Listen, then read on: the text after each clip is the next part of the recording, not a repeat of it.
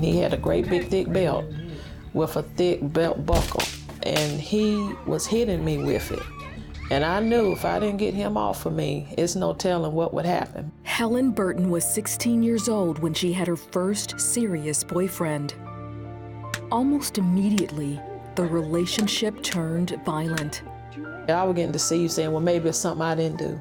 You know, maybe just because I didn't have a couple of beers in the refrigerator, maybe that's what made him jump on me. Helen's boyfriend was an alcoholic and drug user. She started using drugs to escape the emotional and physical abuse he inflicted on her. I thought it was going to be taking away my problems or make me closer to him at the time, or more acceptable as his girlfriend. By the time she turned 23, she had 3 children and was a coke addict. After her mother died, Helen felt even more alone.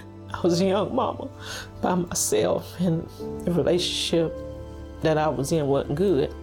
And she was always there for me, and it hurt when she left me. Helen finally took her kids and escaped from her abusive boyfriend. But with a drug habit to support, she needed money. So she cashed in her dead mother's disability checks. I was kind of scared, but I said, well, what the heck, that's extra money. So I did forge her name. And that went on for about 2 to 3 years. 3 years later, Helen was arrested for check fraud. She had stolen $13,000 from Social Security and went to prison for a year. She also lost custody of her 3 children. Ashley and Corey recall the time when their mother went to prison. The low for me was when me and my brother was split up, and we already didn't have our older brother. I did blame my mother because we never would have had to go stay with anyone else if she didn't make the mistakes she did at the time. I thought it was probably that she didn't want to be, she didn't want to be in our lives, or she didn't love us. After prison, Helen got 2 fast food restaurant jobs to support herself. But she still had a drug habit that she couldn't seem to kick.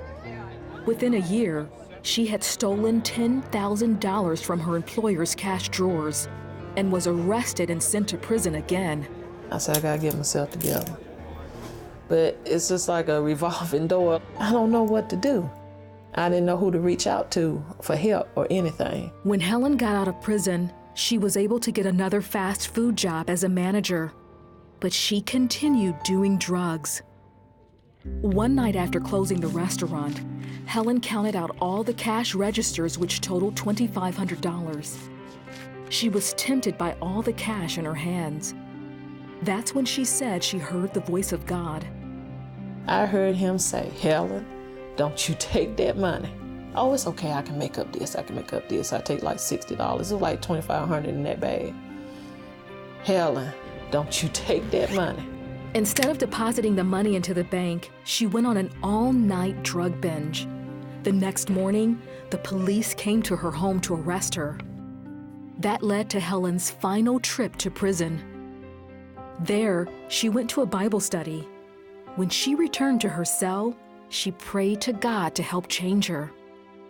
And I acknowledged him. And I surrendered everything. I had been fighting him too long. But I heard him as plain as day as I'm talking now. He said, if you don't get yourself together, you're going to be in the rest of your life.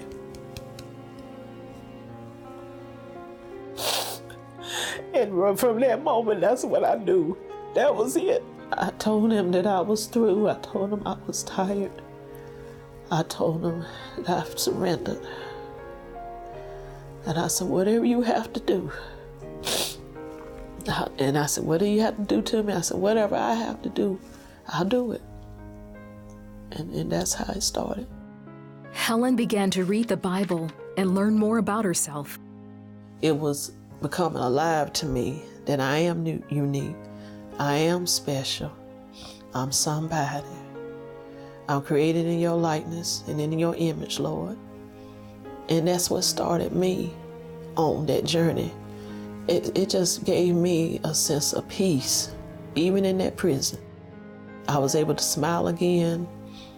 I was able to begin to forgive myself of a lot of stuff that I'd done. Helen left prison 11 years ago and never did drugs again. She's been reunited with her children. Today I would tell my mom, you are a very strong woman. You came from the lowest of the low to a good place. She's conquered a lot. I'm just happy that, he had mercy on her and gave her another chance. Helen also made restitution for all the money she stole from her former employers. She frequently visits other prisoners and tells them about the one who changed everything in her life. I give all thanks to God for my deliverance. I thank Him that He never gave up on me. I thank Him that even when He seen me at my darkest time, He was with me, even when I didn't think He was with me at all. But He's my everything, and that's what I choose to live for Him. There's no other way.